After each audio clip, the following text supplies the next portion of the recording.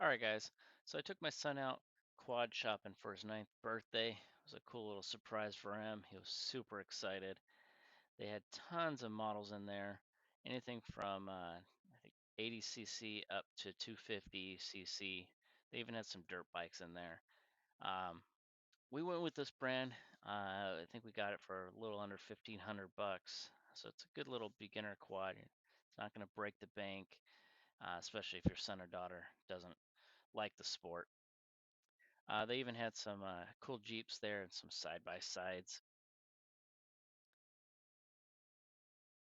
So this is the one he chose. It had 4 LED headlights, um, green camo on it, and it was a little cross between a sport bike and a 4x4 look. So it had a cool little look to it.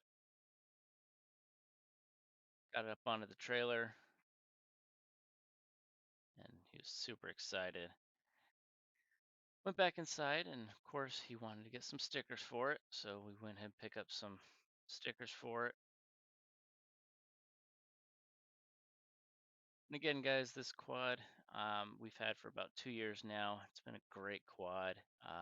Only complaint about it is the battery. And I think that's with most quads. Just got to put a trickle charger on it.